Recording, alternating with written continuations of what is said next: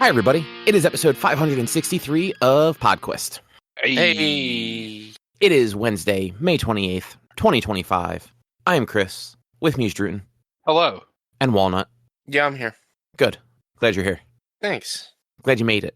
I think you're the only one. Probably. And I can't even tell you that I'm not being honest. No, you know what? This week I am, because you beat Link to the Past. And I'm excited to hear your thoughts on it. Just wait. You hated it, I'm sure. Just wait. I do wish I had started to watch your VOD for today, and then work got a little busy, and I never got a chance to get back to it. Oh, I full on cheated to beat the game. I'll just let you know now. Full on cheated to beat the game. We'll talk about it. You're the worst. We'll talk about it. Who cheats? Who cheats?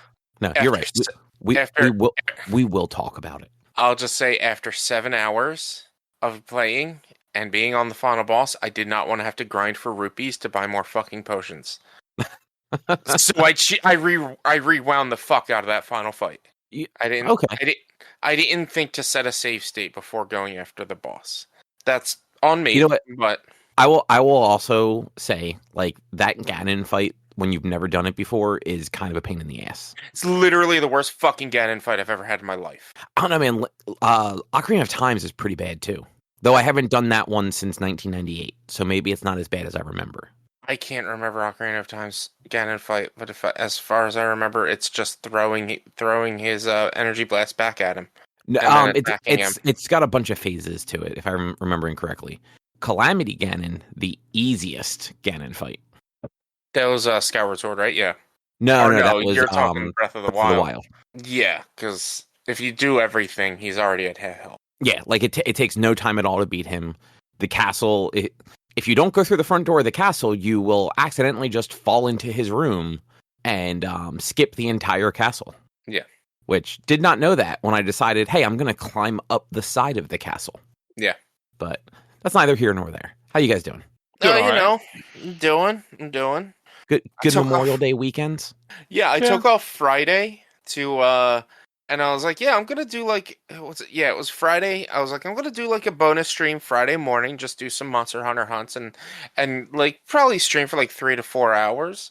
Ended up only playing Monster Hunter for about 2 hours because there was no real good content for me to do. And then ended up paying Schedule 1 for another 4 by accident. Nice. That game's great. It is great. It is just, you get lost in the sauce in that, and I'm at a point where almost everything is automated, and I could probably automate everything to the point where all I have to do is sell the drugs and nothing else. I don't have to make it, I don't have to mix it, I don't have to package it, I just have to sell it. You're becoming a real drug lord. That's, the game's fun. What can I tell you? No, like, it's a Steam game, right? Yeah, it's on Steam. Because it almost seems like a mobile game when you kind of like think about it. I mean, I'm sure they could easily put it onto mobile. But it's more of it's a first person game and not as much like just like an idle game. But you can't really turn it into an idle game because there's limitations to what the automation can do. So you're always going to have to be running around doing stuff. But you could, for like, if you the further you get into the game, the more drug dealers you can have in the game. And therefore you could assign more customers to those drug dealers and make enough money each day to where you could just sit there and prep everything and have your dealers do all the dealing. But if you want to make more money, you're going to want to make deals yourself because like you can only assign 8 customers per dealer. And I only have 1 dealer right now, but I have like 30 customers. So it's like I'm losing money by not just selling myself. You're going to be a kingpin in no time.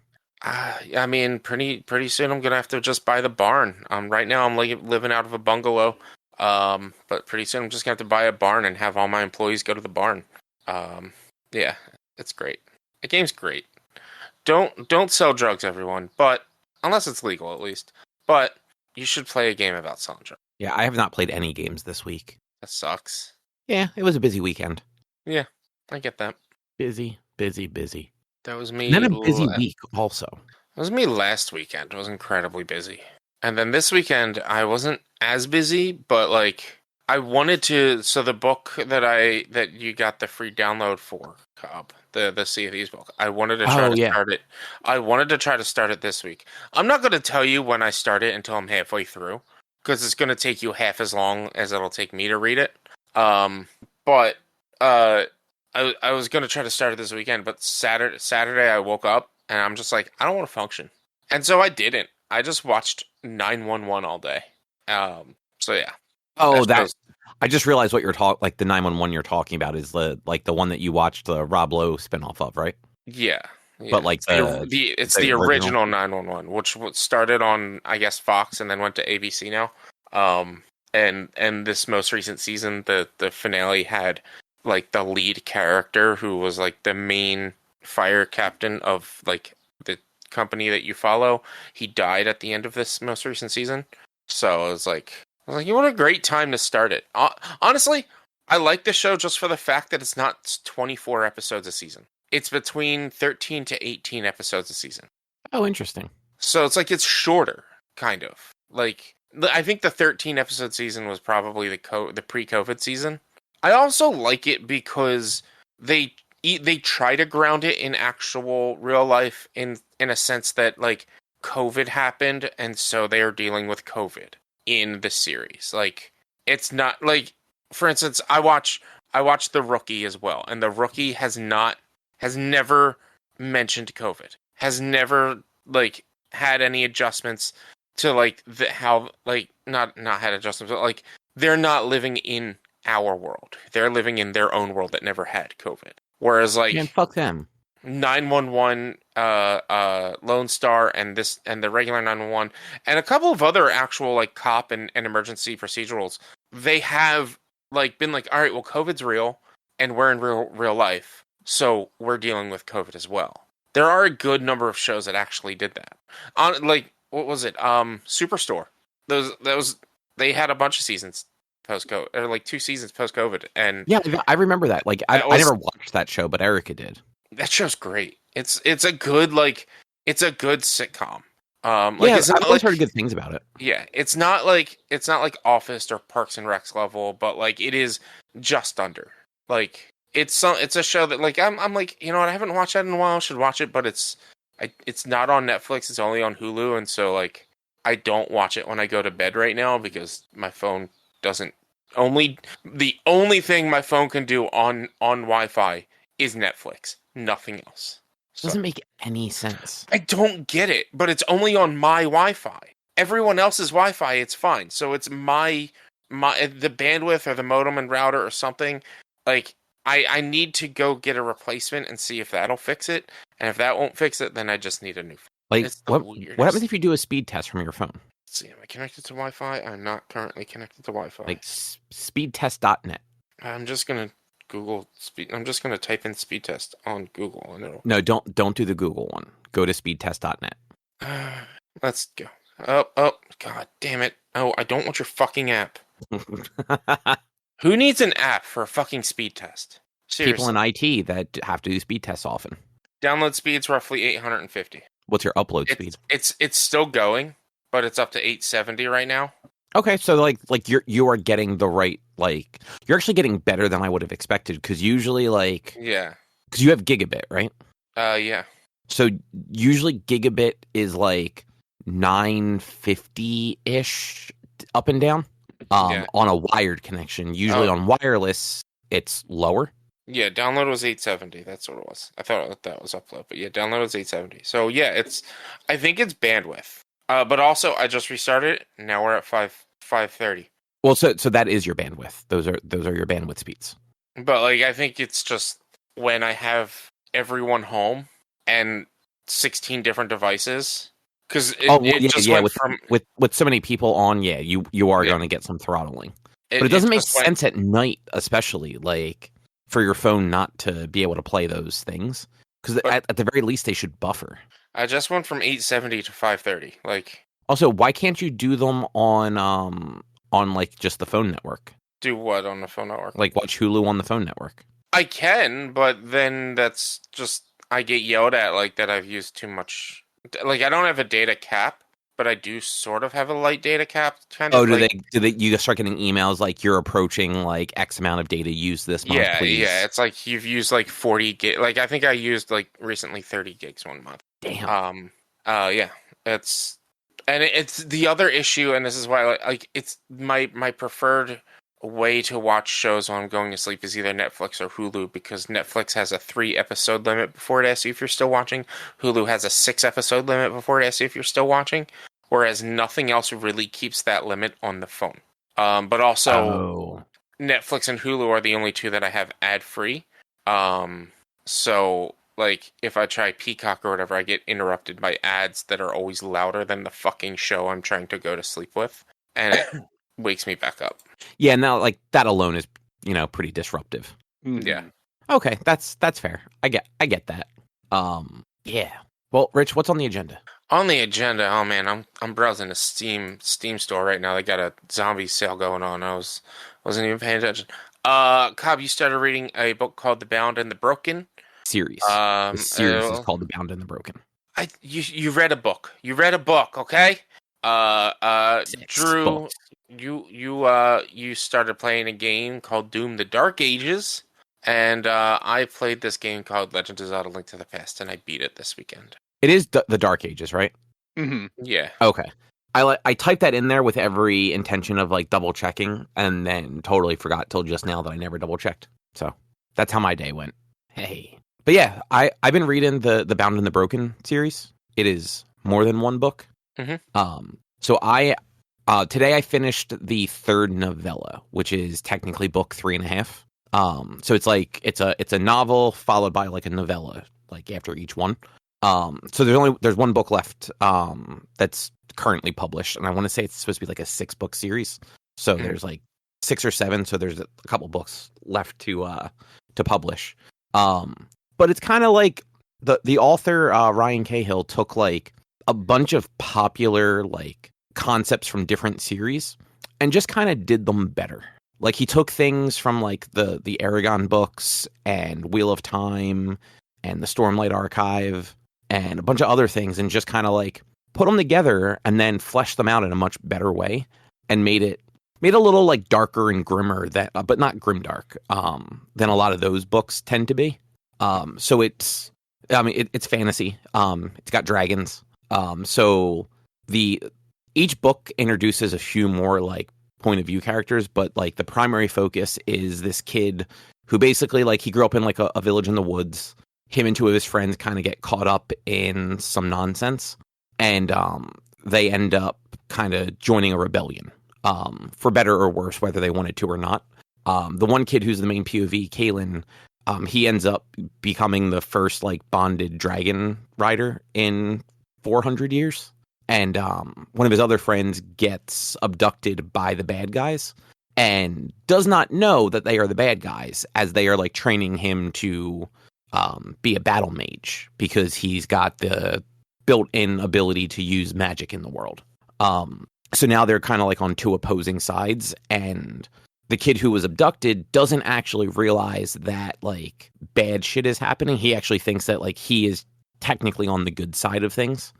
Meanwhile, his friends are trying to do everything they can to find him, not knowing that he was captured, to like get him back. And yeah, it's been a really cool series to like I said, each book, it's kind of like growing like the scope and the cast. So the first book, there's 3 point of views. It's Kaylin, it's his friend Rist who got abducted, and then Kaylin's sister Ella, who's kind of off on her own adventure as her and her husband, boyfriend kind of like left to go start a life without telling anybody. And like her shit kind of just goes sideways for her too. And then like the second book, they introduce characters from some other regions of the world that are also against this empire that's ruling everything. And in between those first 2 books is the first novella, which is a prequel and tells a story about why there have not been dragons and kind of like why this empire rules everybody. And very similar to the Aragon series, a couple of the dragon riders kind of like revolted and just slaughtered all the rest of them and took over the world. or at least their country in the world, because there are other countries that like they just don't fuck with. And so this is 400 years later, and you kind of have the remnants of riders whose like dragons were killed, still trying to find ways to fight back as they're like allying with like dwarves and elves and like other kind of like common fantasy folk. And this whole time you're just kind of watching the story go from very focused on basically like a small family group, because like all those first handful of characters you meet are all from like the same village. They all grew up together. They're more like siblings than just friends, to kind of just being like a whole world kind of at war, and seeing all the different sides of it. And you're actually getting views into like what we think of as like the bad guys, and like seeing that like not everyone there is bad. Like a lot of them, like they're just doing what they were taught. They weren't taught about all kind of the atrocities that were done 400 years ago. Like they know that the fall happened, but they don't realize like why or how or what some of the more nefarious powers are like angling towards. And on the same side, like the rebellion, the people that are trying to like bring them down, like they're doing shitty stuff too. Like they're lying and cheating and kind of trying to control this kid Kalen, because he is the first dragon rider, in kind of just like some really shitty ways, because they got nothing else to kind of like make their symbol out of. So rather than like giving him a heads up that like his sister isn't dead like he thinks, they hide the letter and don't tell him, so that when she just shows up out of the blue, he's furious with all the people in charge and like takes off and runs away, and like kind of like comes to terms with the fact that he is going to help, but he's not going to help the people that are like trying to control him. He's going to help like the people that actually need help. And yeah, it's been really cool. And then while all that's happening, there's this other country-ish, I guess we would call it, that had been over the generations like fighting for like their independence, but they kept getting like beaten down. And they actually have wyvern riders, or however you would pronounce that word. Like, you know, like the dragons without front legs, like the Game of Thrones dragons. They're wyverns. Okay, so I was close. Yeah. So dragons have 4 limbs. Yeah. Wyverns have 2. Yeah, wyverns. I always like, because I'm reading it, like I very rarely hear anyone. Yeah, I know what you mean. Like because I'm reading it, I don't often hear that word out loud, and I'm like, I don't know actually how to pronounce that. Yeah, I've heard people say wyvern, but no, it's a wyvern. It's a like a proper Y or whatever. I don't know how you say it, but it's like you pronounce it wyvern. Yeah. So often it's just they're all dragons. Like that's just how fantasy. Oh, I am such like it drives me nuts when people call a wyvern a dragon. But like I'll generally, like, I won't go too crazy, but like yeah, when Game of Thrones was like, oh, these are dragons, I'm like, they're wyverns. Like their hands are their wings. That's a wyvern. Like it's not a dragon. Dragons have 4 legs. Like come on now, they're different. Like they generally have like the long necks or the separate head from body kind of thing. Whereas wyvern, it's all like one piece. Like, and this is also like it's a big deal in Monster Hunter. Like I have fought 1 dragon in Monster Hunter Wilds. Technically, I guess maybe you can say I fought 2, but one of them isn't considered a dragon. Wait, are most of the monsters in Monster Hunter not like dragon adjacent? So there is one type of classification of sort of dragon monsters, and they're called elder dragons. And then on top of that, there's the black dragons, which are the even more powerful dragon monsters. But no, like the flagship monster that most people know about Monster Hunter, Rathalos and Rathian, they are not dragons, they're wyverns. Oh, do they not have like they have wings but not front legs? Right, yeah. Okay. Yeah. But like the elder dragons, like Teostra and Valhazak and Lunastra, and I'm blanking on other names right now. Like they've got the 4 legs. They have like tend to either have like the long neck with the head in front of it, or really no neck, but like it's not the wyvern shape. Yeah, there's a difference between a dragon and a wyvern. And it always drives me nuts when people are calling wyvern dragons. Yeah, and at least so that's one thing that I actually like in these they are legitimately two different species. And other than just like the leg thing, like they have different attributes. Like, so your dragons, at least the dragons that we see in the books, very similar to a lot of other like fantasy things. The egg hatches for like a specific person. And you don't know who it's going to hatch for, like all that sort of thing. And so when they hatch, they become bonded to kind of whoever they hatched for. And they have like an emotional link between the two, where the dragons don't like they don't communicate with like words the way they do in like certain things. It's definitely similar to Game of Thrones in that sense, where like there was definitely like a connection between Daenerys and the three dragons. But they weren't like having like communication, like conversations in their head or anything. It was all like, you know, they just picked up on her feelings. In these books, it's definitely a little deeper than that. Because the writer also gets access to like magic that way. Like that is what kind of like links them to the magical world. Whereas the wyverns are they're big flying lizards. They pick who can ride them. And they are fiercely loyal to them. But like they can't breathe fire. They're significantly smaller than the dragons. And they don't like hand any magic over to their riders or anything like that. Like there's no real bond there other than just like, you know, like a baby bird, like imprinting on like, you know, something that like is there when it hatches sort of thing. So they like keep them like pretty separate, but like both are like, you know, fierce and terrifying to have come at you. But then aside from just like the dragons and all, you know, there is magic in the world, and there's also this group of knights. And I believe from the way they've discussed it, there's only ever 100 of them.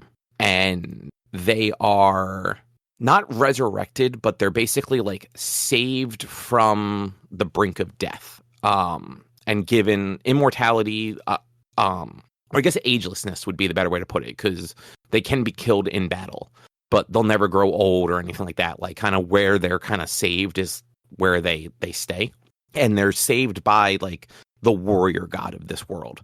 And when they're saved, they get this armor that is basically like Iron Man's armor in Infinity War.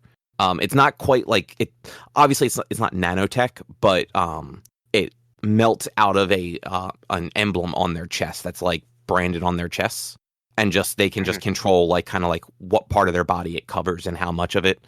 So, you know, if they have the full suit on, they can just kind of like make the helmet go back just the same way Iron Man does. And then they also get a magic sword that will like, it doesn't just kill you, it like severs you from existence. So there's like a whole thing where when people get killed by that, and not like the ghouls and shit that they're meant to face, there's a little bit of like regret for them at times, depending on like who it was they were fighting. Like they try not to do that to just like normal people, unless normal people are sided with the shit that they need to stop. But yeah, it's been really cool so far. And like I said, every book just kind of expands on it, where like the first half of the first book really does feel like just kind of like your average, almost YA fantasy book, until it does kind of start growing once like the dragons are introduced. And then by the end of the third book, it's just opened up so much more, and there's more than just the like rebellion versus the empire going on. There's also like gods and this like higher plane of power that people are trying to manifest in like the physical realm and do all sorts of like dirty things with. So it's cool though. Yeah. Nice. Yeah. Highly recommend it. Each book does get incredibly long though. I think the first book is, let me look it up because I don't want to like butcher the lengths of them. The first book is under 1,000 pages. I know that much. Right. So Of Blood and Fire is the first book, and that book is 541 pages. So like totally doable. Like not a big deal. The second book, Of Darkness and Light, is 828 pages. Still not like terrible. Book 3 jumps up to 1,483 pages, which is just a huge jump from 800. And then the fourth book that just came out, I want to say is like at like 16 or 1700 pages. Yeah. The Sea of Thieves book is 311 pages, and I'm daunting on that. And Yeah, you're no. like, oh, 800. That's not bad. Come on now. 500 pages isn't bad. 500 is not bad. 800. I mean, 800 is still doable. Like, I feel like fine. unless you read a lot, like 1,400, almost 1,500 pages is like a daunting task. Yeah, for sure. But at least he breaks them up with the novellas. I want to say each novella is under 200 pages. 1,400 pages is 4 of these books that I'm trying to get you to read. 1,400 pages is 4 of these books that I'm trying to read. Yeah, I said I would read it. I know. I'm just saying in general. I'm not giving you gruff about it. I'm just saying in general. Sounds like you're giving me gruff about it. That's a lot of pages. It's a lot of pages. No, I'm giving myself shit for not having started Reddit yet. That's what it is. I'm giving myself shit. I'm not giving anybody else shit. You just got to do it. Look, I wanted to start reading it 2 weeks ago, but allergies were killing my fucking eyes, and I just couldn't keep my eyes open. And then I wanted to start it this weekend, but I just didn't have the energy to read. Like, I was going to fall asleep. I knew I was going to fall asleep if I started to read. Plus, my eyes were still bothering me. So, hoping maybe, probably not this weekend. 'Cause, I mean, I don't really have too much this weekend, but I've got some stuff I need to do this weekend. So, probably not this weekend. 10 pages a day, man. It'll take a month, man. And it's where you start. You commit to 10 pages a day. And then, like if you're feeling good one day, you read a little bit more. If you're feeling like bad one day, you just kind of push to those 10 pages. No, I'll get to it. Like I said, I'll let you know when I'm halfway through, because it takes you like 2 minutes to read a book this long. I mean, it depends if I enjoy it or not. I think you'll like it. I mean, I'm not saying I won't. That was not like, this is going to be stupid and I hate it. It's just like, there definitely are like, there have been a few books where it's like, this is kind of a drag. And by the end, I enjoyed it, but getting there took a while. It's cool because the way they do it is each chapter is one of the 2 crews that it's following. And so it'll like the title of the chapter will be whatever crew you're following in that chapter. So it goes back and forth. At least this is how the first book went. And so I'm pretty sure that's how this book is going to go as well. All right. Well, that is kind of cool, actually. Yeah. But enough about books. Drew. Yeah. Tell us about Doom: The Dark Ages. It's like goth Doom. Isn't Doom already goth Doom? I was gonna say, I guess Doom was metal. Like cyber goth Doom. I guess cyber goth. Doom, the Doom is metal. This is like goth metal because it's got this weird, but very cool sci-fi medieval vibe going on. Because like you still have guns, you use guns for the most but then you also have like a Captain America shield that you can just throw, which is kind of cool. Also gets like I just finished chapter 3 of 22, I think it said. And on the beginning of that level, I'm pretty sure is where I unlocked the or maybe it was the level before, but you unlock the razor blade shield, which will cut small enemies in half if you throw it at them, and larger enemies it'll like stick in and stun, so you can dash in and melee them or just keep shooting at them from far away. It's real good. It's like those other Doom games. You're a little bit slower, but like one of the first things it teaches you to do is a shield bash, where you hold L2 to have your shield up, and you can do that at all times, and it blocks any incoming projectiles. But if you have the shield, how does it differentiate from like the other ones then? If it's like kind of more of the same, it's a bit slower feeling in the movement in a good way. Okay, it's not super. I mean, you can also be super fast because so as you're holding the shield out, any enemies like directly in front of, like in your field of vision, like the closest one will, like to your reticle, will like be targeted, and you can push R2 to just immediately dash to them and shield bash them. Nice. Which smaller enemies it will kill, and it'll damage like everything in a group. So it's like this explosive blast, which you also do like an area of effect damage if you just jump from like a high ledge onto a bunch of enemies, which is cool because you're just this giant, or I guess crazy heavy normal-sized-ish person thing. I don't know. It's very confusing what the Slayer is at the beginning of the game. Like, it just throws you right into, like, shit happening. And I'm like, where is this shit going? So that'll be interesting to see what happens. Like, a city on whatever planet that, I forget the name, but it was definitely mentioned in, like, the last 2 Doom games for sure. Because I recognize the name. It's getting attacked by demons who have found a way to open a portal. Because, somebody converted priests in this church, and now they started a cult and are summoning the demons in. Get around all the defenses. Shocker. And, it throws you in with the shield and shotgun, and you just start blasting dudes and speed charging at them and throwing your shield at them, and it's pretty ridiculous so far. Sounds like Doom. Yeah.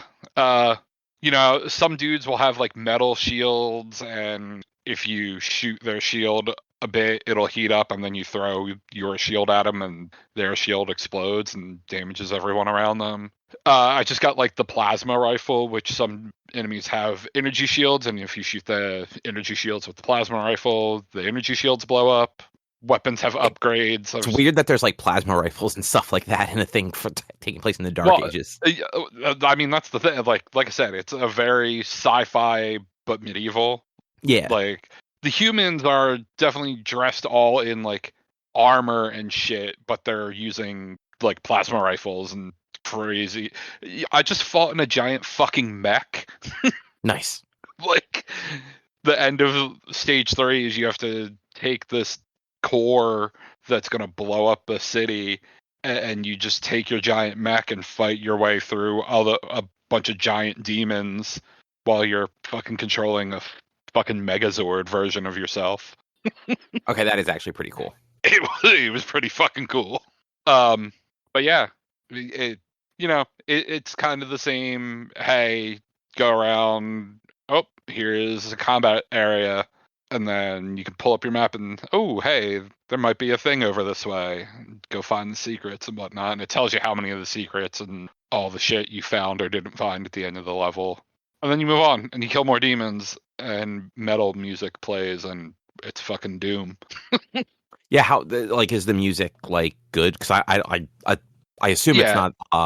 What's his face? It is not Mick Gordon, but Thank you. It is good. Yeah, I know he had a bit of a falling out with them. Yeah, which is a bummer, because that music in the last 2 Doom games was real good. But this is also still very good. Nice. Which is, I feel like that is part of that series at this point, is like the music needs to be good. Mm-hmm. Because like running through like the little arenas and stuff like that, killing things, like not gonna hit the same without like that heavy metal. Yeah, my one complaint is I wish there was a little bit better. The game was a little better about telling you where you were getting hit from. Sometimes I've died at times where I'm like, the hell was even shooting at me, and that's been a little frustrating. But I'm also I'm playing on the 3rd difficulty level, so like the one up from normal. Okay. Does it seem hard, or is it like still pretty achievable? It's still pretty achievable. And a thing I did like about the difficulty levels, like, it has I think it's 7 different difficulty levels that you can choose from, but then you can slightly modify things within the difficulty level. So I could play on ultraviolent, but make it so the enemies still stay the normal amount of stunned that they would on whatever normal is called, instead of only 75% stun length. So there's a bunch of little sliders you can like make it harder. You can make the hard harder, or the hard a little bit easier, and kind of mess around with it to your liking. Nice. Rich, I think you said like you intend to play this one at some point, right? Yeah, I wanted to try to get into it before or recently, as it had just released. But you guys made me have to play so many games for stream that I had to put that on the back burner. So depending on how fast I can get through Resident Evil 2 Classic, might have time to play it before my stream anniversary, but I think I might try to like fit it in, not necessarily to beat it before stream anniversary, but like at least just have something to play before my stream anniversary. because I wanna do Expedition 33 after my stream anniversary. Yeah, but then also I'm looking at 2 back-to-back and concurrent RPGs with Pokemon and Expedition 33. So I'm like, do I want to do those 2 back-to-back? So I'm not gonna figure it out. Pokemon's a little bit different. Like you're not playing that one for like a story. Yeah. Like you're playing it for the catch 'em alls. Yeah. I mean, I still have to beat the game no matter how far we get with catching them all. But yeah, it's still have to. Excuse me. Still, it's like it's 2 RPGs, and so I'm like, I don't know if I want to do 2 back-to-back RPGs. But also, depending on how the event goes, there might be like other games in between. So there's going to be. You mean if you get too many things, you're gonna have to break it up a little bit? Well, no. Well, I mean, yeah. So the event is. I'm not going to be through the event by the Tuesday after. I know, unless we don't get any like donations, and I just beat Pokemon in 4 days with however many Pokemon I get to start with.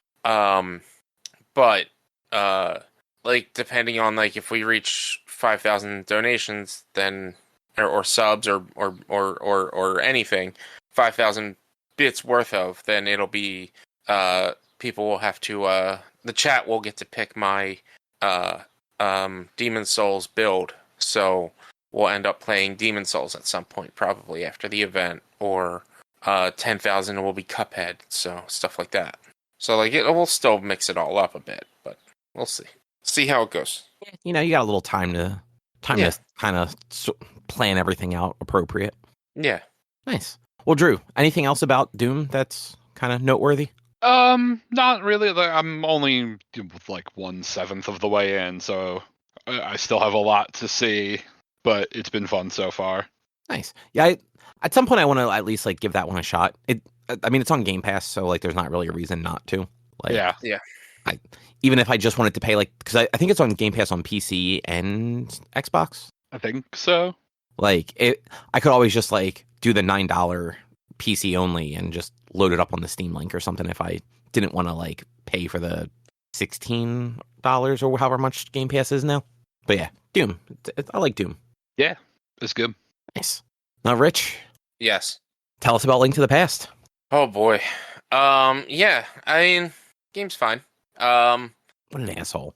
Right? No, like there were some frustrating ass fucking dungeons in that game. Like, especially in the Dark World. The Dark World dungeons can be real. It was the Ice Palace was the worst thing I've ever experienced in my fucking life. Because I missed a key that was like not obvious in the least bit where that key was. And so I'm running around all over the place trying to find this fucking key, which the key was, there's a room, it's like a U-shaped room, there's spikes at the bottom of the U, and you need to use the hook shot to go across the spikes. And to do that, there's a skull. You use the hook shot to go across the spikes to that skull. You pick up the skull, you hit a button underneath it, and then a treasure chest appears. And you hook shot back across and get into the treasure chest, and boom, there's your key. I missed that key, and it wasn't obvious to me. And I was running around this place, and you're slipping and sliding all over the place. And the controls, even with no delay, are still like janky. And it was frustrating as all hell. And then after you get that last key that you need, you go and you have to like, I was so mad at this because you need that last key to open the door, to hit the crystal switch, to go upstairs, and you basically have to go all the way back through the dungeon to fall at a certain point to be able to push the right block down so that you can then drop down to that second to last room, pick up a skull, throw it, push the block onto the button, and then get through. And I was just like, this is stupid. Why do I have to go all the way fucking back? That's like ridiculously dumb. Like, it was so dumb. That is actually kind of dumb. It was the worst. And so, like, at that point, I probably should have stopped. Is really what it is. I probably should have stopped after that dungeon. But I was like, all right, I only got 2 more princesses left. But I wasn't having it anymore. So I started using guides to, like, direct me. Not to, like, tell me exactly where to go. But, like, I was like, I at one point looked up, like, well, how many more upgrades do I have on my sword? And I looked it up. I was like, all right, well, there's one more there's one more upgrade after you get it tempered. That was the other thing. You can't. You actually have to wait for them to fucking temper your fucking sword. It takes so long too. Yeah. Which, like, fuck that. Like what the hell is this? Wait, what comes after tempered? You then can throw the sword into the it's the gold sword. You throw it into the pool in the Dark World where you get the silver right. arrows. Yeah.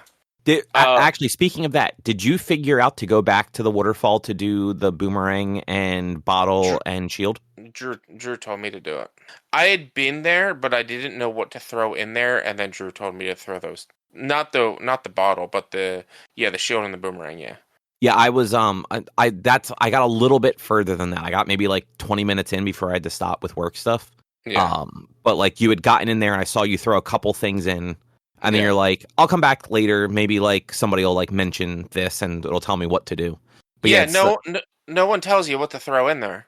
No. You just kind of got to guess. And that's stupid. That's stupid. I mean, yes, but at least there's no negative for... It's not like, oh, you threw this thing in, you lost it, get fucked. No, I get that. But at the same time, like... There should be a book somewhere, or there should be somebody somewhere who says, if you find a waterfall, and if you find a puddle behind a waterfall, you should try throwing your boomerang in there. You should try throwing your shield in there. Like there should be someone who tells you. Like otherwise, how are you supposed to know what to put in there? 90s video games didn't hold your hand. That's not holding hand. That's not hand holding though. Trial and error. Also, there's a good chance it is mentioned in the instruction manual, because that is how a lot of games back then actually did tell you how to play them. Yeah, I mean, I will hold this against any game that does that, even specifically Metal Gear Solid. Fuck that. If I need the booklet, because guess what I never had when I was a kid? The booklets. You also had the... you said yourself, you never had a Super Nintendo. But... I didn't have any booklets for Nintendo either. Why not? I just had the cartridges. We had the cartridges, and they were in sleeves. I don't fucking know. I didn't buy these games. We didn't. We just had cartridges and sleeves. We never had any booklets or anything for NES games. See, like I always had the booklets, and I always read through them because you'd read them on the ride home. No, that wasn't a thing I would do. I mean, you were also younger, so yeah. That does make sense. But yeah, no, it's so yeah. They that ice palace sucked. The turtle palace was a pain in the ass. I hated that palace. Especially because there was no like real good way to get back there if you needed to leave and like get potions and shit. Luckily, I was able to there's that one last area that you can step out of, and it uses that as a reset point if you save and continue. But you can step out and you're on a ledge, and if you go back to the normal world, you can find your way back to that ledge. Not too terribly, but still a pain in the ass. So it's just a pain to get back to that upper General Death Mountain area. I hated doing anything in the Dark World up there. But yeah, and the whole standing on the block and telling it where to go, I was just like, this is dumb. This is dumb. I don't think I got the map for Ganon's Tower. I think I missed the map. Which, I mean, fine, okay. But Ganon's Tower was longer than it needed to be. I don't remember it being that long. It was like 10 floors, man. 10 floors and 4 bosses. Because it's all of the Light World bosses and Agamemnon that you have to fight. Oh, that's right. I honestly, I'd forgotten about that. I was annoyed that I had to fight Agamemnon again. I kind of figured I was going to have to, but I was still annoyed. But it was like I said, I think after the Ice Palace, I was like, I probably should have stopped. But it was like, all right, I only have 2 more princesses left. It shouldn't be too bad. And then it took me another 2 hours or more. I was at 7 hours by the time I ended it. And then I went to that fucking Ganon fight, which 4 fucking phases. Phase 1 is just him with throwing the trident. That's not bad. Phase 2 is him with the fire coming around. Alright, that's not too bad. Phase 3 is when he has the bird come out around him. It's like, that's annoying. But when he makes it go dark, and you then have to light the torches, track where he's gonna spawn, hit him, switch your items to the arrows, shoot him with the arrow. You have to do that 3 times, and then you still have to constantly switch back to the torch or the fire rod to light the torches. That was stupid. There's I can't remember it now because it has actually been a long time, but I feel like there's actually a trick to doing the torches. I don't know. All I know is they go out. No, they do go out. But like I'm pretty sure there's like a trick you can do to get them lit faster. I mean, there's the one magic you could use would light them all at once. But well, it's 2 torches. You use the fire rod. You throw one on one side, one on the other side. It's fine. Or I was using the lantern most of the time because honestly, I forgot about the fire rod, and it used more magic than the lantern. So I was just like, I'm just gonna use the lantern, light them. But like having to go back into my menu, like go hit the thing, go hit the other thing, into my menu, get the arrows, hope that I can hit him before the 2 go out. Because if one of them goes out, you can't hit him. So then you have to go light them both again. It was the dumbest fucking Ganon fight I've ever done. And I've played I haven't played all of the Legend of Zelda games. I've played a lot of them. I've played maybe a third of the Legend of Zelda games. How many 2D ones have you played versus the 3D ones? OG, Link to the Past, 4 Swords, and Zelda 2, but I never beat Zelda 2 because fuck the collision in that game and getting to Ganon at the end. I got to the end of the game. I just never got to Ganon. So you never did like Link's Awakening or any of the other like the Game Boy ones? No.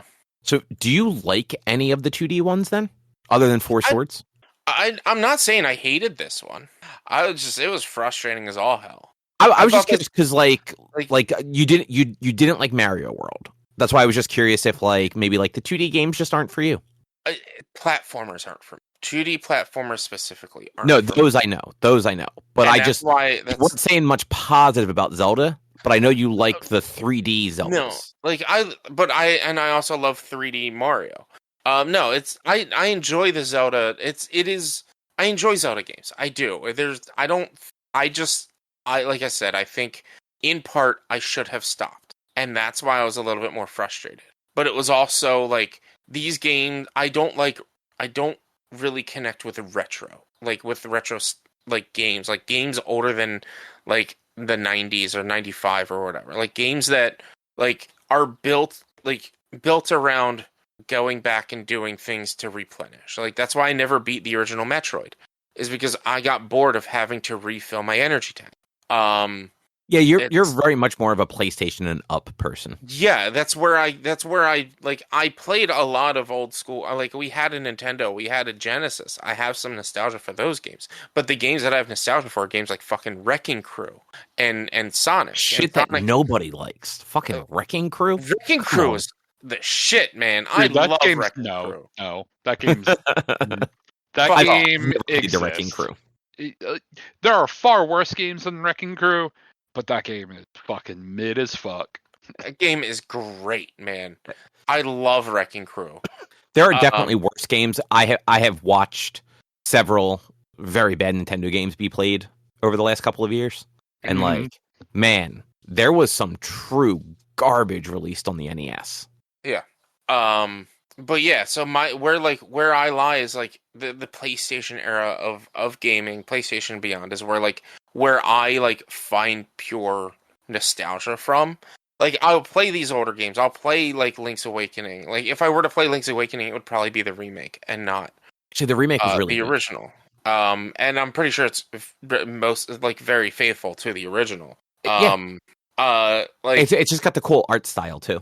Yeah, and that's really what I hate to say it, I do need a little bit more visual appeal. Like I'm sorry, like I need a little bit of visual appeal. Link to the Past and Super Mario World are gorgeous.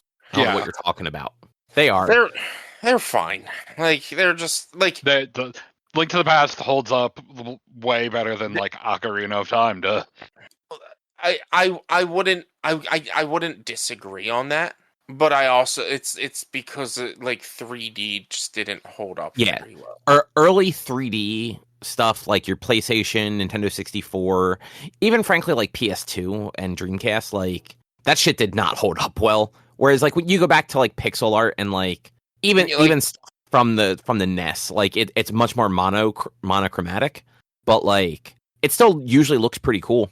Yeah, but I like, to me, like talking about SNES games like Mario and whatnot, I'm like, all right, well, Genesis, like Sonic looks great. All the Sonic games look great. Vector Man looks great. You know what? I don't like the way Sonic 3 looks for some reason. I like Sonic 3. I do not like the way it looks. Yeah. But to me, like they look, they're not the same, but they look similar enough to where like I would not, I'm not one to say like, oh, this game looks beautiful. Talking about games like Legend of Zelda, Link to the Past, or Mario, just as much as I would not say a game like Sonic looks beautiful. But like I would sit there, like modern games, I'll sit there and say look beautiful because like look, playing fucking Oblivion Remastered, that game is fucking beautiful. Which is funny, like I actually don't think that game, like I think it looks better than the original. I don't think that game looks all that impressive, but like I'll go back and look at like certain like Sega Genesis and NES games. I'm like, these look incredible. Like they're colorful, they're detailed. The amount of like frames they were able to get out of like character movement and stuff like that. Yeah.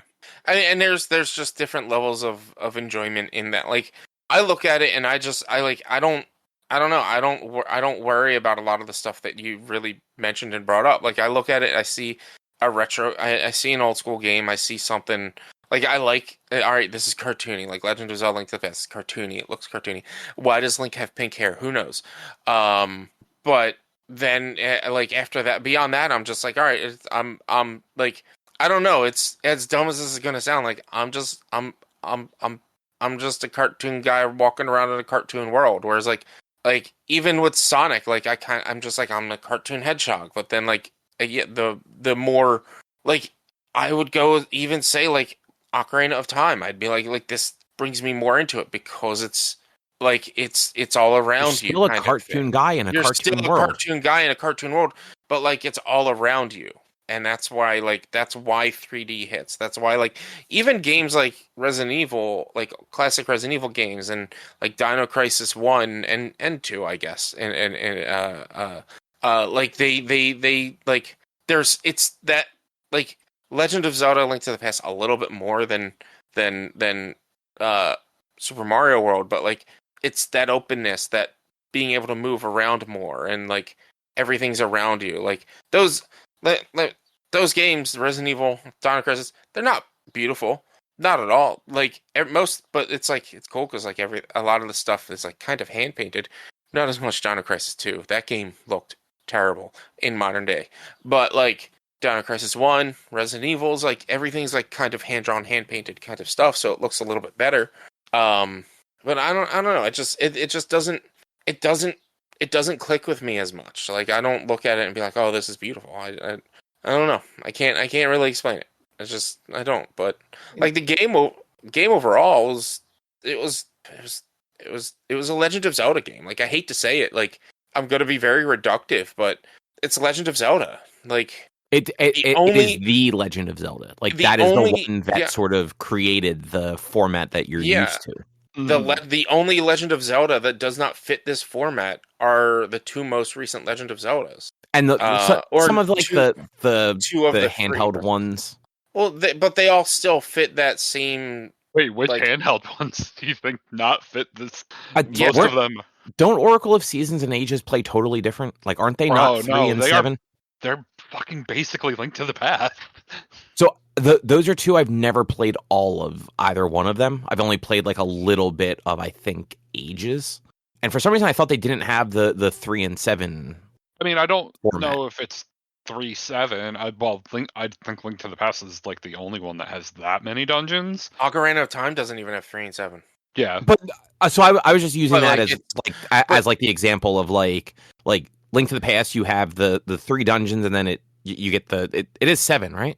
It's 7, yeah. But like no, like when I say the 3, and then however many temples there were.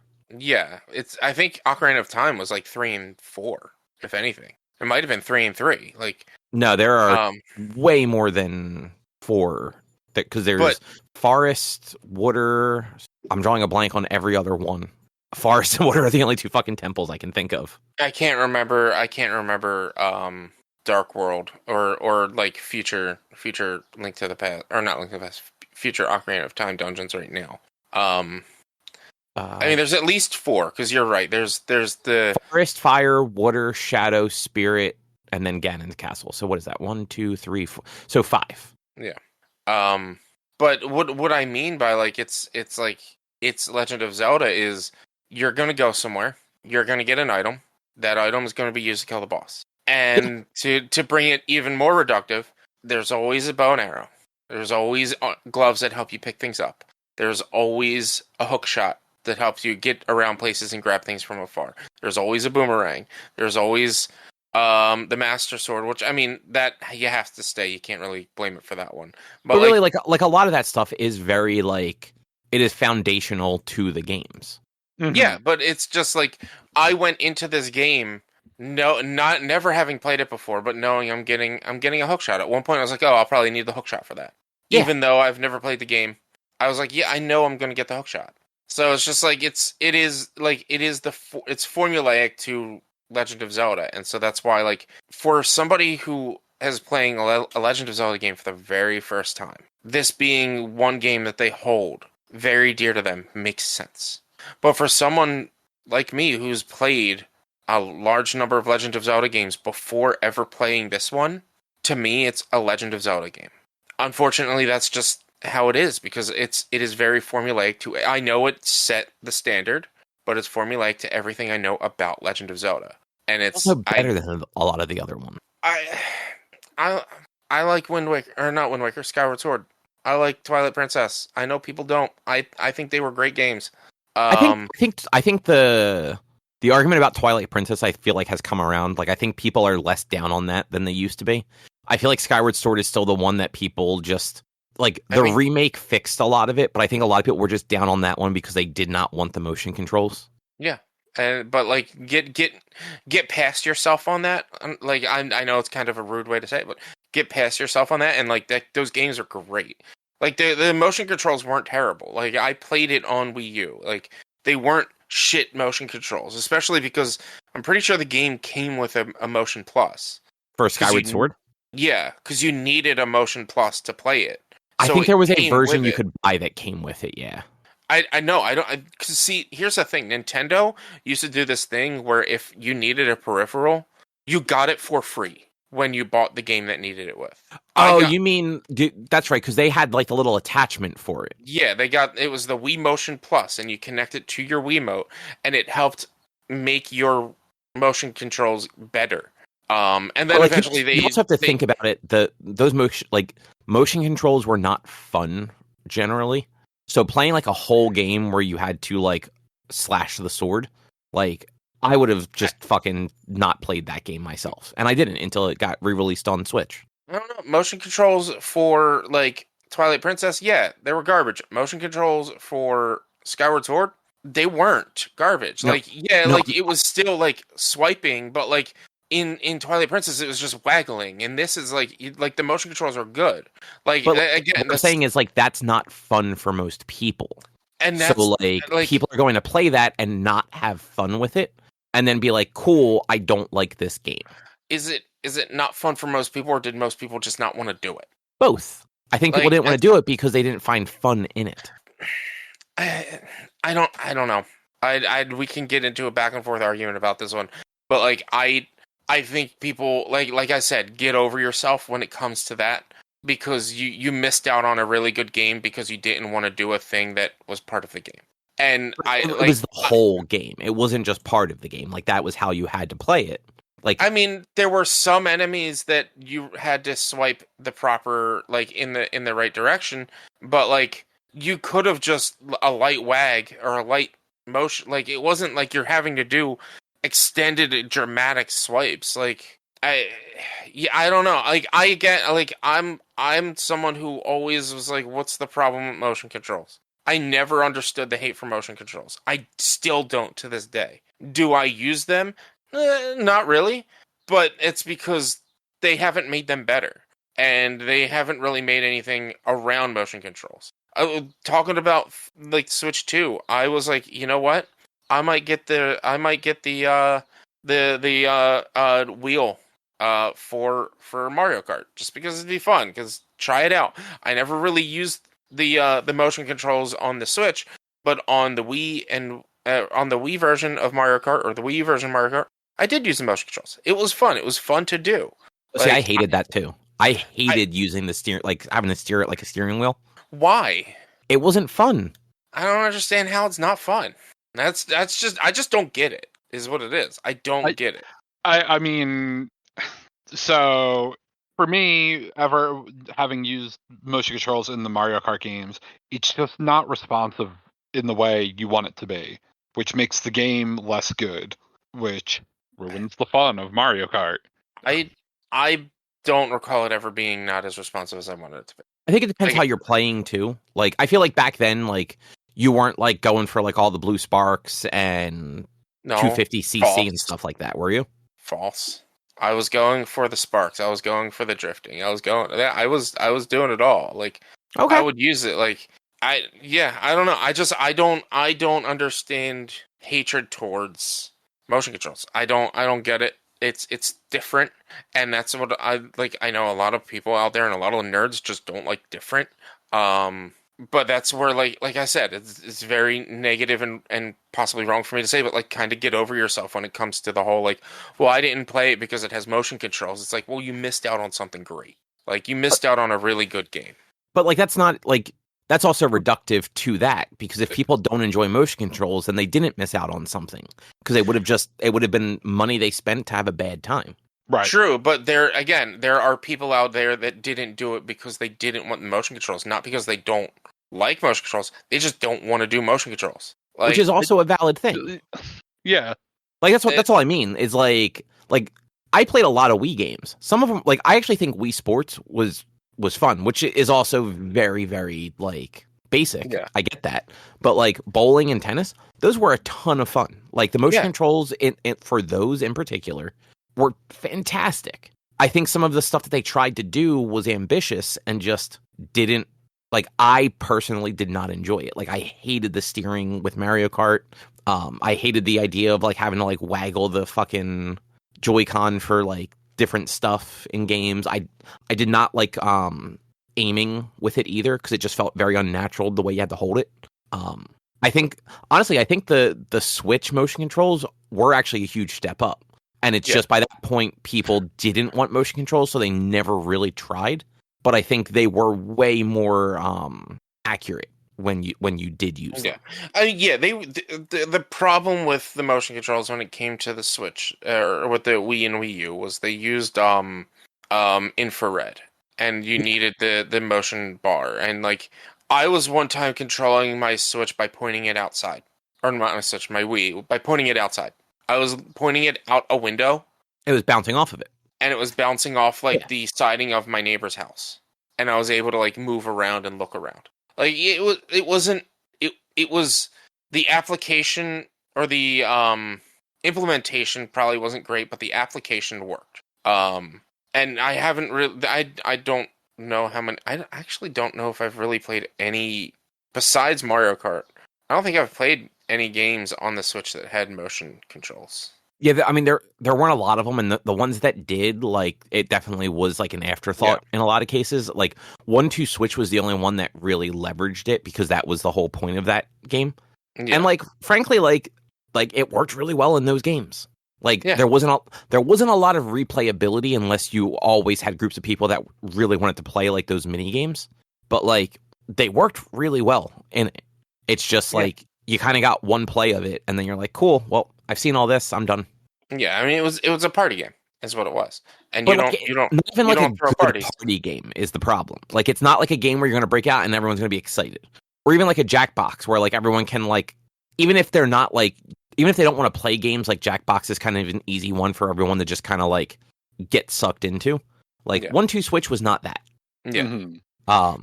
But like, to circle back to Zelda, I would still rank Link to the Past like in like at least the top 2 Zelda games.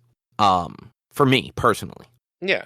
I don't know. Like I said, I'd have a hard time saying it would be in like top 10 for sure. There's been way more than 10 Zelda games. So, but have you played more than 10? I don't think so. I was going through the list the other day, or as I beat it, and it's OG, Link to the Past, Four Swords, Skyward Sword. I think you played 10 actually. Twilight Princess, Breath of the Wild, Ocarina, 7. I think that's where we stop. I think we stop at 7. At 7, I don't think I've played more than that. All right, I'm going to start at the beginning. So you played the original Zelda. Yes. You played Zelda 2, whether you finished it or not. Like, you played the majority of it. I played Zelda 2, so I guess you can say 8 with that. Link to the Past now. Yeah. Ocarina of Time. Did you not play Majora's Mask? I've never played Majora's Mask. Okay. If we reach 80 subs, I will. Wind Waker? I can't consider what I've played in that because maybe I've done the first island, like literally just got off the first island, if any. Oh, okay. Yeah, I've never really played Wind Waker. Okay, and yeah, then Twilight Princess, Skyward Sword. Yeah, I wasn't too fond of Wind Waker, like, initially, because I was like, oh, sailing on the boat, and it seemed dumb, to be honest. I didn't really like the idea and concept of it, but, like, I regret never playing it. Yeah, honestly, like, Wind Waker is one of the better Zelda games. It's probably top 3. Yeah. Like, my top 3 are probably some combination of Link to the Past, Ocarina of Time, and Wind Waker. Mm-hmm. Yeah, for some reason, I just assumed you'd played that one. And unfortunately, like, that is the one Wii U game that they never moved over to the Switch. Yeah, I have it on my Wii U. I would just have to, like, hook up my Wii U to be able to play using, like, I mean, I could play it on my TV, but if I wanted to stream it, I'd have to hook it up onto my PlayStation, or onto my capture card, which I think the Wii U had an HDMI port. It did. Yeah, so I should be able to do that. The Wii did not, but the Wii U did. Yeah, because they gave it away for free at some point on the Wii U. I can't remember why, but they did. And so I have it. It's on my Wii U. It should still be on there. Yeah, I forget why too, but yeah, you're right. It was like an incentive to buy something else. Yeah. Like I've played a little bit of Link's Awakening, but not enough to be able to say that I've played it. And then there's not a lot of. I don't think I've played many handheld. I can't remember. I think Eric was the one who played them more, and he always got them, and I wouldn't let me play them when he was done them or anything. So I don't like. There's a bunch on the emulators on the Switch emulators, on the Game Boy Advance emulator. So it's possible that I'll play a few of them. I think there's a good number of them. There's at least 1 or 2 of them. I gotta go all the way to the GBA emulator. Yeah, there are quite a few on there, though. Damn it! There's an update to it. I know Minish Cap is on there. Minish Cap. I think Spirit Tracks might be on there. Did they start doing DS games? Oh no. Was that a DS Tracks game? Is a DS game. Yeah, Spirit Tracks and Phantom Hourglass were both DS. Okay, so then the Oracle ones, I think. Yeah, I think those are. Yeah, both Oracles were Game Boy Color. Link to the Past was Game Boy and then Game Boy Color. It was Link's Awakening DX was the black cartridge one where it had the color stuff, but you could play it on the regular Game Boy. And then Ages and Seasons were like actual Game Boy Color games. They were in the clear cases without the little tab at the top. And yeah, the Minish Cap. I feel like there was one other one I'm forgetting, but maybe not. But yeah, Zelda games are good. Yeah, I approve. Yeah, I think currently what I want to try to do on stream and just in general in life is one Final Fantasy and 1 Legend of Zelda a year. That's kind of a cool idea. So they do have 4 Swords on the GBA, and they had Minish Cap on the GBA as well. So they don't have any others. It's just 4 Swords and Minish Cap. I think 4 Swords might have been the one I was thinking of then. And then, so I knew there were 2 GBA ones, but I was just like drawing a blank. Man, my allergies just suddenly got really bad. But yeah, so I thought Link to the Past was fine. I wouldn't put it as a terrible game. I wouldn't put it as like the best Legend of Zelda game. like it was like I said, it was a Legend of Zelda Zelda game, really, and it wasn't like it didn't stand out too much to me. Oh shit, there's so many Mega Man games on the Game Boy. But I found out The Oracle of Ages. If you purchased Mario Kart 8 on the Wii U by a certain deadline, you could get one of 4 games for free. One of them was the Wind Waker HD. Mm-hmm. So that's how it was free if you bought Mario Kart 8. Okay. Yeah, so it's the Oracle, which do you need to play them both? They're like Pokemon. Like they're Yeah, you don't have to. I feel like there were a couple of things that did like crossover between them that like elaborated on it, but it wasn't perfect. Yeah. No, will you be playing the Wand of Gamelon? No. No, because I don't have a way to play that. I am sure there is somebody that has created an emulator. I'm sure there's an emulator for it, but no, I don't like those styles of games. Because that's like what is that other kind of game called? Where it's like it's the interactive movie kind of thing, and you have to tell it where to go. Like it's not an actual game, right? No, it was on the CDI. Oh. I don't know. Probably not. What was the other one? There was another. I don't know the name of it, but there were 2 Zelda games on the CDI. Well, there was also the Faces of Evil is the other CDI one. Okay. And Zelda's Adventure apparently. So there were 3, but there was also the downloadable game. Like it was like the Nintendo satellite service thing where you could only play parts of it like certain times of day when the satellite was available. I think it was only ever released in Japan. Oh, I don't know. Let's see what Google says. Satellaview Games is what it is. Between August 95 and May 30th, 99, 3 different Legend of Zelda titles download for the Super Famicom Satellaview. Yeah, there we go. Yeah, so there were 3 Zelda games that were like download only over the satellite internet thing. That I don't know that there is any way to play that now. But the CDI games, you definitely could. Yeah, but maybe that'll be like the very last Zelda game I'll ever play if I do the CDI ones. Yeah. But no, there's fucking what 20 Zelda games at this point. Yeah, I mean, there's a lot of them. There are a lot of them, and at least like most of them are playable fairly easily on modern consoles. Fairly easily. Like, well, it depends. Yeah, I guess fairly easily you can say. Like, you can somehow find a way to buy and purchase and play most, if not all of them. Yeah, it's really it's not Skyward Sword. Twilight Princess and Wind Waker are probably the hardest 2 because they were the Wii U upgrades. So like to play them modern, you'd have to break out the Wii U and plug it in. But like it's at least that is a modern enough console that you could connect it to both your streaming setup or to just your TV without like too much hassle. Yeah. So I just pulled up the wiki and I'm looking at all the games. And so the games I still have to play are Minish Cap, let's see, Oracles, A Link Between Worlds, Triforce Heroes, really good one. Which is what was that a GBA one? I don't know. There's a bunch of Kid Links. I don't even remember that one. Wait, what was that one called again? 3DS Triforce Heroes. You know what? That's like it's like a sequel to Four Swords, kind of, or like a spiritual successor. This game is the 3rd installment in the franchise. Prominently featured multiplayer Four Swords because because Four Swords had the GameCube version too. Yeah, and I played the GameCube version, I don't remember how Four Swords worked. I think I played the GameCube version. And Eric had the Game Boy version, so I never played the Game Boy version, right? Yeah. Echoes of Wisdom. So hold on, let me restart. Ocarina of Minish Cap, one of the Four Swords game. Let's just go with Minish Cap. Just one of them. Oracle, Link Between Worlds, Triforce Heroes, Echoes of Wisdom, which is the Legend of Link game, and then Majora's Mask, Four Swords Adventures, Phantom Hourglass, and Spirit Tracks, and then Tears of the Kingdom. So I have 10 more Legend of Zelda games I have to. Yeah, that's a lot of Zelda. Yeah. Which, like, one game a year. Could get it done in 10 years. Maybe I'll do more, depending on the games.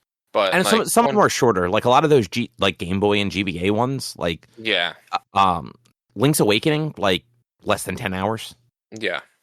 Same thing probably with the Oracle games. I I feel like the 2DS ones, the Phantom Hourglass and Spirit Tracks, were on the longer side. But those games also had just a lot of back and forth you had to do. Link Between Worlds was cool because that was the one that was set in the same Hyrule as Link to the Past, but in like either a different timeline or just like a different era. So Phantom like Hourglass, 17 to 21 hours. Okay, yeah, so that is longer than, or that is about the length I expected. Mm-hmm. That's not terrible though. Yeah, but yeah, so there's a couple of games. Maybe I'll do like 2 Legend of Zeldas a year because I don't want to wait 10 years to play them all. But also, like, there's going to be new Zelda games come out eventually. I do want to play, what's it called? Echoes of Wisdom. I need to get to that. I wanted to get that. That one was a lot of fun. Yeah. Like the stuff they did with that one just was really cool. Mm-hmm. But yeah, I feel like that's probably going to be a show though. That's a show. Yeah. I lost my tab. Where'd the tab go? There it is. Well, since that's going to be a show, if you'd like to find more of our content, you can head over to www.one-quest.com. You can also help us out by supporting us at patreon.com/onequest. If you can't support us there with your dollars, you can go to your favorite podcast platform, Apple Podcasts, Google Podcasts, Spotify, or not Spotify. No, wait, roll back. It's no longer Google's podcast. It's YouTube. And then Spotify. And you rate us, you review us, subscribe to us. All of those things help. We're also on social media, facebook.com/onequestonline or at @1_quest on Instagram and Twitter. And Blue Sky, we are just onequest.bluesky. You can also send us emails to social@one-quest.com. And our YouTube channel is youtube.com/onequestvideo. And my eyes are on fire right now. Rich, what does your streaming look like? Eyes are on fire. Twitch.tv/b_walnuts for video game streaming Monday, Tuesday, Thursdays, and Sundays. We'll be starting on this weekend coming up. Resident Evil 2 Classic. I just reached 600 followers, so we'll be doing Lockdown Protocol to celebrate next Friday, the 6th. And my 4-year stream anniversary hits on the 21st and 22nd. We're doing a Pokemon randomizer special event. So come hang out for all those things, as well as Monster Hunter and Sea of Thieves and stuff. Nice. And then next week we also have book club. We're watching Goodfellas. Oh, right. Yeah. Great. But with that, we will be back next week with something else to talk about. Thanks for listening. Bye. See you. Bye.